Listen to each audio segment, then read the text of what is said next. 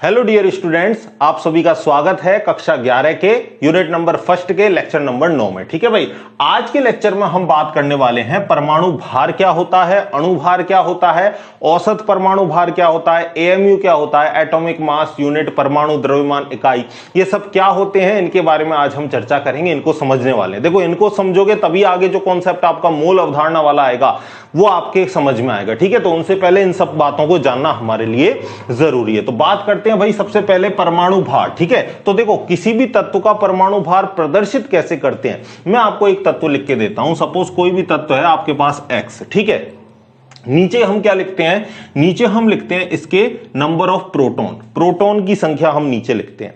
और ऊपर हम क्या लिखते हैं, ऊपर हम लिखते हैं प्रोटॉन प्लस न्यूट्रॉन की संख्या। ठीक है, और प्रोटॉन प्लस न्यूट्रॉन जो होता है वो किसको दर्शाता है भाई, वो दर्शाता है आपका परमाणु भार।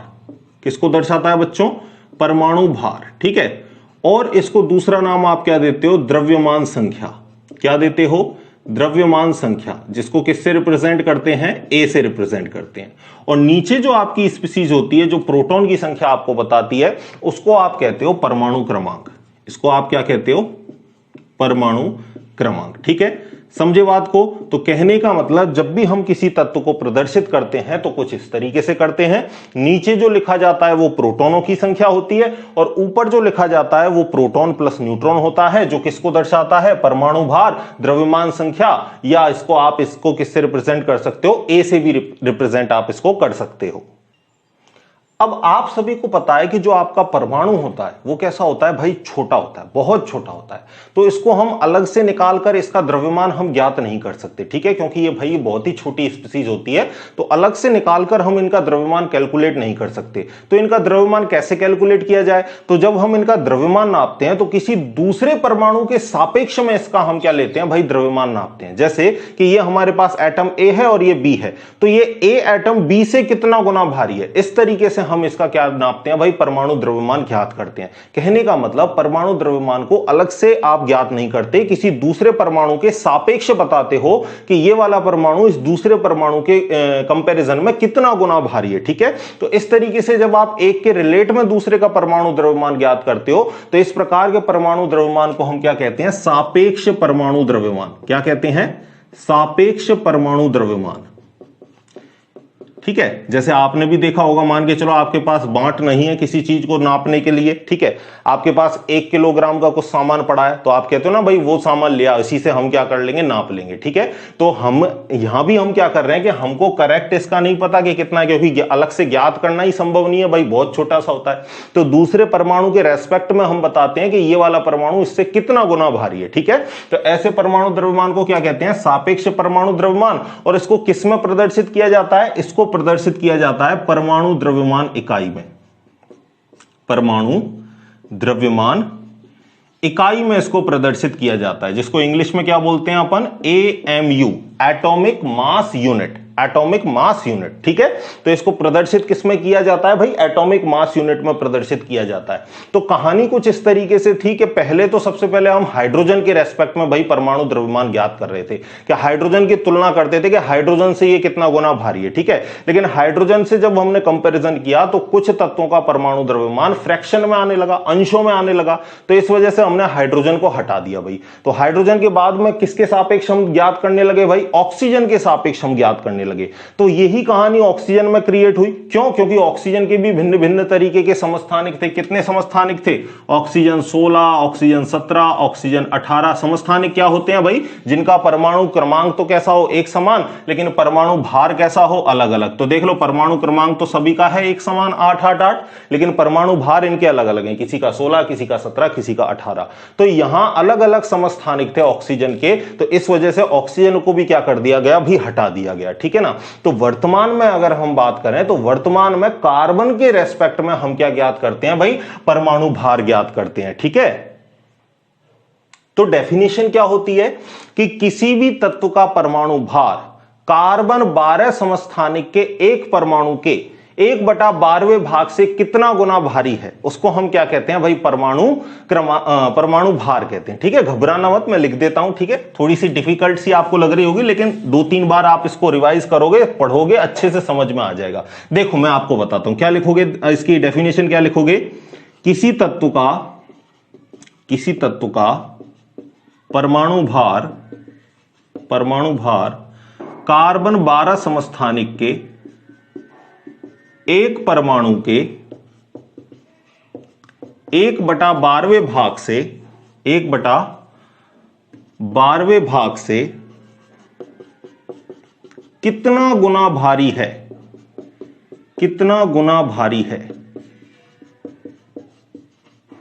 इसे तत्व का परमाणु भार कहते हैं। यानी एक तत्व का परमाणु भार हम कैसे लिख सकते हैं? अगर फॉर्मूला लिखें तो क्या लिखेंगे? तत्व का परमाणु भार बराबर तत्व के एक परमाणु का भार बटे कार्बन 12 समस्थानिक के एक परमाणु का भार, और इसका कितना हिस्सा? 1/12वां हिस्सा। तो ये आपका हो गया परमाणु भार का फॉर्मूला। कि किसी तत्व का परमाणु भार निकालना है तो हमें क्या देखना है कि कार्बन 12 समस्थानिक के एक परमाणु के 1/12वें भाग से कितना गुना भारी है, उसको हम क्या कहेंगे? परमाणु भार कहेंगे। जैसे फॉर एग्जांपल मैं अगर आपको बताऊं तो जो ऑक्सीजन के एक परमाणु का जो भार है, ऑक्सीजन के एक परमाणु का भार है वो कितना है भाई? 16 AMU। AMU का मतलब क्या है? परमाणु द्रव्यमान इकाई, एटॉमिक मास यूनिट। वर्तमान में इसको म्यू से भी रिप्रेजेंट करते हैं, ठीक है, या इसको किससे रिप्रेजेंट कर सकते हो? म्यू से भी। म्यू का मतलब क्या होता है? इंग्लिश में बता देता हूं मैं आपको। म्यू का मतलब होता है यूनिफाइड मास, ठीक है, यूनिफाइड मास। तो आपको AMU मिल जाए, म्यू मिल जाए, घबराना मत, मतलब इनका एक ही है। तो देखो ऑक्सीजन के एक तत्व का परमाणु भार कितना है? 16 AMU। तो इसका मतलब क्या है कि ऑक्सीजन का एक परमाणु कार्बन 12 समस्थानिक के एक परमाणु के 1/12वें भाग से 16 गुना भारी है। इसका मतलब क्या है भाई? कि ऑक्सीजन का एक परमाणु, मैं लिख भी देता हूं, अर्थात ऑक्सीजन का एक परमाणु कार्बन 12 समस्थानिक के एक परमाणु के 1/12वें भाग से 16 गुना भारी है, 16 गुना भारी है, ठीक है। मतलब समझ गए भाई? परमाणु भार इस तरीके से हम एक के रेस्पेक्ट में, एक के सापेक्ष में हम दूसरे का परमाणु भार ज्ञात करते हैं, ठीक है। तो ये एक एग्जांपल, और इन सारी बातों को लिख लो। ये जनरली मैंने आपको समझने के लिए बताई थी ये कहानी, ठीक है। लिखो भाई, इसको वीडियो को पॉज करके लिखो, ठीक है। लिख लिया? अब देखो अणुभार में भी इसी तरीके से आ जाएगा। अणुभार में क्या आ जाएगा? सिर्फ यहां क्या कर दोगे आप? तत्व का एक अणु का भार बटा 1/12 और कार्बन 12 के एक परमाणु का भार। यानी किसी तत्व के अगर हम अणुभार को देखेंगे तो सिर्फ अंतर कितना सा करना है? तत्व के एक अणु का भार यहां पे आपको लिखना है, और पूरी कहानी सेम टू सेम है, ठीक है भाई। चलो लिख लिया? वीडियो को पॉज करके लिख लो। चलते हैं भाई, आगे की कहानी देखते हैं। अब ये औसत परमाणु भार क्या है इसको देखते हैं। औसत परमाणु भार देखना भाई। अच्छा, एक चीज और मैं आपको बता दूं कि ये सारा एक्सपेरिमेंटल डेटा है, ठीक है ना। किसी तत्व का कितना परमाणु भार है, तो मैंने आपको दे रखा है परमाणु भार की, आपको लिस्ट दे दी है भाई। सभी तत्व, जितने भी आवर्त सारणी में जितने भी हमारी पृथ्वी पर तत्व पाए जाते हैं, उन सबके परमाणु भार दे दिए। ऊपर आई बटन पर भी दे देता हूं, डिस्क्रिप्शन में लिंक भी है, और आपको अवेलेबल हो जाएंगे, ठीक है। वहां से वीडियो से आप उसको डाउनलोड कर सकते हो, ठीक है। देखो भाई, अब बात करते हैं आपके नेक्स्ट टॉपिक की, जिसका नाम है औसत परमाणु भार। औसत परमाणु भार, एवरेज एटॉमिक मास, ठीक है। एवरेज एटॉमिक मास, ठीक है। देखना भाई, अभी अभी जब हमने समस्थानिक की चर्चा करी थी तो हमने देखा कि अलग अलग समस्थानिक का जो भार था वो कैसा था, अलग अलग था। जैसे हम एक एग्जांपल लेते हैं भाई, ठीक है। क्लोरीन के समस्थानिक की बात करते हैं तो प्रकृति में क्लोरीन के दो समस्थानिक पाए जाते हैं, एक तो क्लोरीन 35 और क्लोरीन का परमाणु क्रमांक कितना है 17, और एक क्लोरीन 37, इसका परमाणु क्रमांक भी कितना है 17। तो हमने देखा कि प्रकृति में क्लोरीन के दो समस्थानिक पाए जा रहे थे और इनकी प्राकृतिक बाहुल्यता कितनी थी भाई, प्राकृतिक बाहुल्यता। प्राकृतिक बाहुल्यता का मतलब अगर क्लोरीन आपका तत्व है तो प्रकृति में क्लोरीन 35 वाला कितना मिल रहा है और क्लोरीन 37 वाला कितना मिल रहा है। तो हमने देखा कि प्रकृति में जो क्लोरीन 35 वाला जो आइसोटोप है वो तो कितना मिलता है भाई, आपका 75% पाया जाता है प्रकृति में, और जबकि क्लोरीन 37 वाला जो समस्थानिक है जो आइसोटोप है वो कितना पाया जाता है, 25% पाया जाता है भाई। ठीक है, 37 नहीं 25%। तो एक 75% पाया जा रहा है और एक आपका 25% पाया जा रहा है, तो टोटल कितना हो गया 100% हो गया। यानी 100% में से 75% तो 35 वाला और आपका 25% कौन सा होगा, 37 वाला आइसोटोप आपको मिलेगा। ठीक है, तो कहानी कैसे आप निकालोगे, एवरेज आप कैसे मास निकालोगे, देखना भाई, ध्यान देना। मैं आपको एक फॉर्मूला लिख के देता हूं, औसत परमाणु भार। ठीक है, तो औसत परमाणु भार में क्या करना है आपको, समस्थानिक एक की द्रव्यमान संख्या, ऊपर जो दे रखा है वो द्रव्यमान संख्या या परमाणु भार कुछ भी लिख दो, बात एक ही है। गुणा किससे कर दोगे आप, गुणा कर दोगे प्राकृतिक बाहुल्यता से। ठीक है, ये एक की कहानी हो गई, फिर जोड़ दोगे, जोड़ने के बाद दूसरे वाले की भी कहानी इस तरीके से। दूसरे वाले में समस्थानिक सेकंड का द्रव्यमान संख्या, सेकंड की द्रव्यमान संख्या और इसका भी गुणा किससे कर दोगे, प्राकृतिक बाहुल्यता से। ठीक है, और बटे में आप कर दोगे कुल बाहुल्यता। समझाता हूं भाई, देखना, ध्यान देना थोड़ा। ठीक है, देखो अब इसका हम निकालते हैं एवरेज एटॉमिक मास। ठीक है, तो आपको पता है समस्थानिक एक की द्रव्यमान संख्या कितनी है भाई, 35, गुणा इसकी प्राकृतिक बाहुल्यता कितनी है 75%, फिर क्या कर दोगे प्लस समस्थानिक जो सेकंड दे रखा है उसकी प्राकृतिक बाहुल्यता कितनी है, उसकी प्राकृतिक बाहुल्यता है 25% और इसका जो द्रव्यमान संख्या है वो कितनी है आपकी 35। तो आप क्या करोगे 37 नहीं है 37 इंटू किससे कर दोगे, प्राकृतिक बाहुल्यता हो गई 25, बटे में कर दोगे कुल बाहुल्यता। तो कुल आपको पता है 75 और 25 कितना हो जाएगा 100%। ठीक है, तो जब आप जोड़ बाकी गुणा भाग करोगे तो कितना आ जाएगा आपका 35.5। इसीलिए हम क्या लिखते हैं, जब भी हम क्लोरीन का परमाणु भार लिखते हैं तो क्लोरीन का परमाणु भार हम हमेशा क्या लिखते हैं भाई 35.5। ठीक है, क्योंकि हमेशा जो आपका परमाणु भार लिया जाता है वो एवरेज में लिया जाता है। ठीक है ना, और जब आपका एक ही बहुत ज्यादा होता है तब उसी को हम रेस्पेक्ट में मानते हैं। जैसे अगर हम हाइड्रोजन की देखें तो हाइड्रोजन के H11, H12 और H13 तीन आइसोटोप होते हैं, लेकिन यहां पर जो आपका 99% है वो कौन सा मिलता है, 98 या 99% के आसपास कौन मिलता है भाई, आपका H11 मिलता है 99%।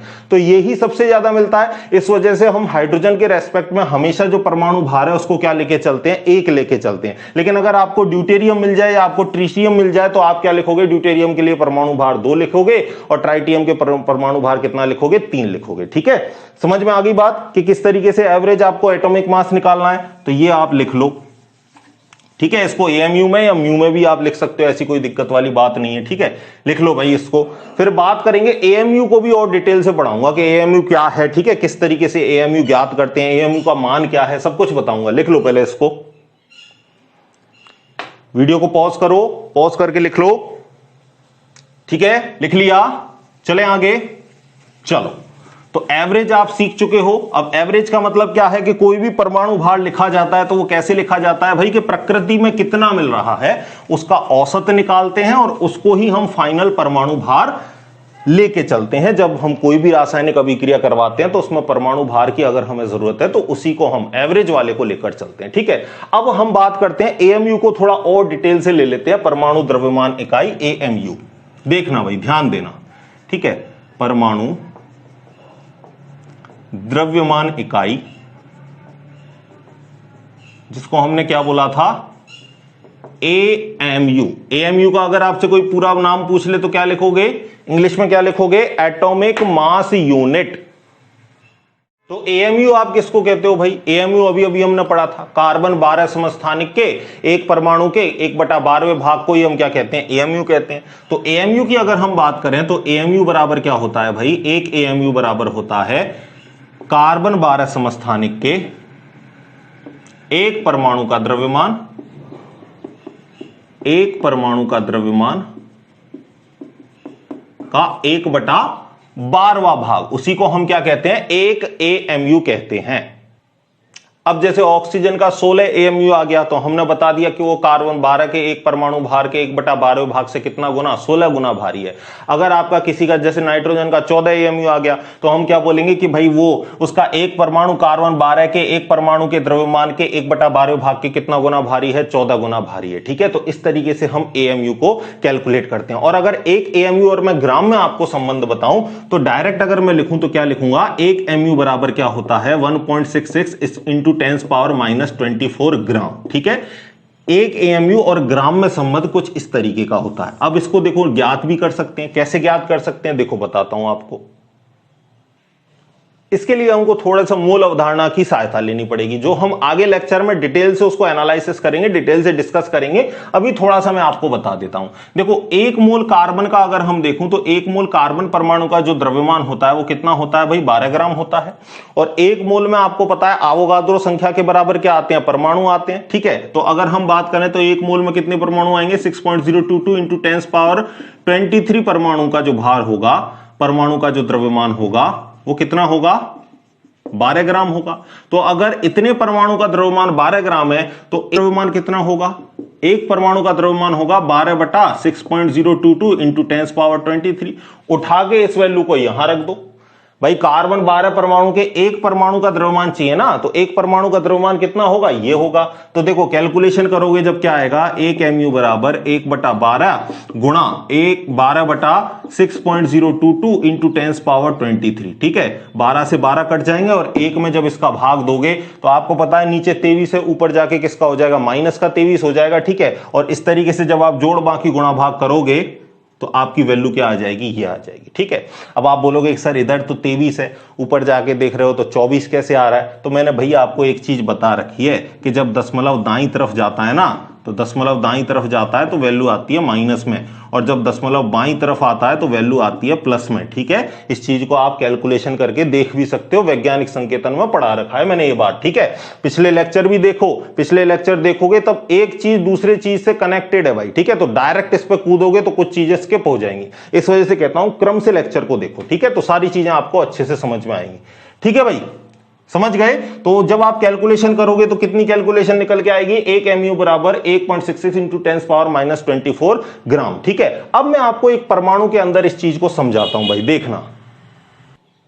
देखो भाई, अब एक एग्जांपल लेके आपको इस चीज को समझा देता हूं। ठीक है, कार्बन का हम एग्जांपल ले लेते हैं। और कार्बन में आपको पता है परमाणु क्रमांक कितना? 6 होता है और परमाणु भार कितना होता है? 12 होता है। ठीक है, यानी इसमें 6 तो प्रोटॉन पाए जाते हैं और 6 ही इसमें न्यूट्रॉन पाए जाते हैं। और जितनी प्रोटॉन की संख्या है उतनी ही क्या होती है? इलेक्ट्रॉन की संख्या।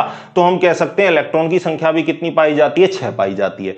लेकिन आपको पता है इलेक्ट्रॉन का जो वजन होता है वो बहुत ही कम होता है, तो इलेक्ट्रॉन के द्रव्यमान को हम कैसा मान सकते हैं? नगण्य मान सकते हैं। 9.1 इंटू 10⁻31 किलोग्राम, बहुत कम होता है। तो इसके द्रव्यमान को क्या कर देते हैं भाई? नेग्लेक्ट कर देते हैं, नगण्य मान लेते हैं। और अगर मैं प्रोटॉन का द्रव्यमान लिखूं तो प्रोटॉन का द्रव्यमान कितना होता है? 1.67 इंटू 10⁻24 ग्राम। और न्यूट्रॉन का लिखूं तो न्यूट्रॉन का वैसे थोड़ा सा ज्यादा होता है भाई प्रोटॉन से, इसका 1.672 होता है, इसका 1.674 होता है। ठीक है, लेकिन यहां हम अप्रोक्सीमेट बराबर लेके चल रहे हैं 1.67 इंटू 10⁻24 ग्राम। ठीक है, यही होगा भाई।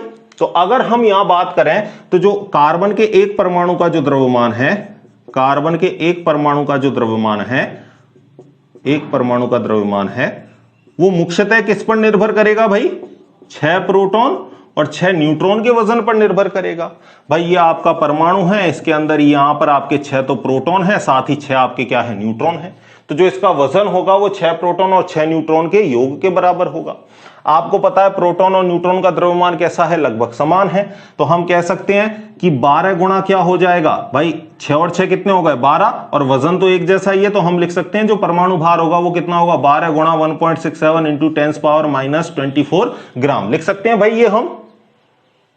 तो ये वैल्यू आपको कुछ समान सी दिख रही है क्या एक एएमयू के? अरे दिख रही है भाई, ये जो वैल्यू है वो किसके समान है? लगभग एक एएमयू के समान है ना 1.67। यहाँ क्या 1.67 है, यहाँ 1.66 है, ऑलमोस्ट कैसी है सेम। तो हम कह सकते हैं ये जो वैल्यू है वो किसके बराबर है? एक एएमयू के। और एक एएमयू को जब 12 से गुणा करोगे तो हम कह सकते हैं कि जो कार्बन 12 के, या हम कहें कार्बन के एक परमाणु का जो द्रव्यमान है, कार्बन के एक परमाणु का जो द्रव्यमान है वो कितना है भाई?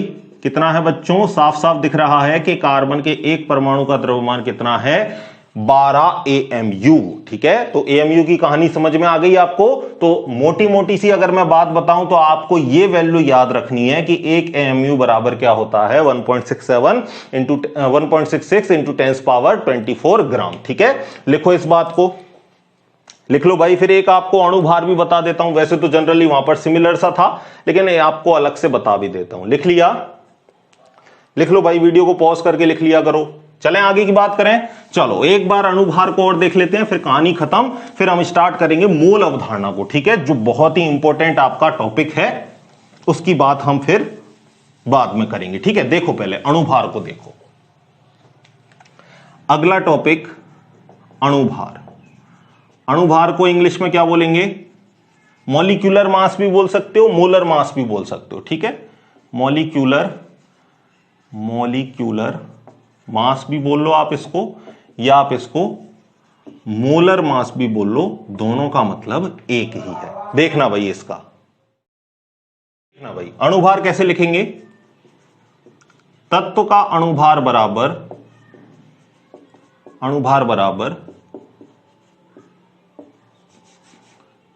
तत्व के एक अणु का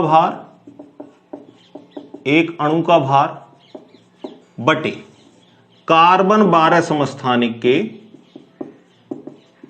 एक परमाणु का भार, और इसका कितना गुना भाई? 1/12 भाग का। ठीक है, 1/12 गुणा ये, यानी हम क्या कहेंगे?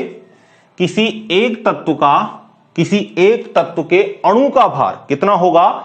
कार्बन 12 समस्थानिक के एक परमाणु के 1/12 भाग से कितना गुना भारी है, उसको हम क्या कहेंगे? एक तत्व का अणुभार कहेंगे। ठीक है भाई, समझ गए आप कहानी अणुभार की? तो सिर्फ इतना सा आपको याद रखना है। जैसे मैं आपको एक एग्जांपल भी दे देता हूं। चलो, ऑक्सीजन का अगर अणुभार की बात करें तो एक का वजन आपको पता है कितना होता है? 16 ग्राम। तो यहां 2 है तो 2 का कितना हो जाएगा? 32। लेकिन हम एक तत्व की बात कर रहे हैं, एक परमाणु की बात कर रहे हैं, तो एक परमाणु के लिए हम क्या लिखते हैं? एएमयू। ठीक है, ऑक्सीजन के एक अणु का, ऑक्सीजन के क्या हो गया भाई? एक अणु का अणुभार। ठीक है, तो ऑक्सीजन के एक अणु का अणुभार कितना आया? 32 एएमयू आया। इसका मतलब क्या है? इसका मतलब है कि ऑक्सीजन का एक अणु कार्बन 12 समस्थानिक के 1/12 भाग से कितना गुना भारी है? 32 गुना भारी है। ठीक है, समझ में आ गया अणुभार क्या है? ठीक है भाई, तो इसी तरीके से पढ़ते रहो। नेक्स्ट लेक्चर में हम बात करेंगे आपके मोल अवधारणा की। तो चाहे कोई सा भी आपका प्रतियोगी एग्जाम हो, आपकी नीट हो, आईआईटी जेईई हो, जेट, आईसीआर, कोई भी आप अगर एंट्रेंस एग्जाम देखोगे तो मोल अवधारणा से क्वेश्चन बनता ही बनता है भाई। ठीक है, तो अगले लेक्चर को मिस मत करिएगा। इसी तरह पढ़ते रहिए, आगे बढ़ते रहिए। मिलते हैं नेक्स्ट लेक्चर में, तब तक धन्यवाद।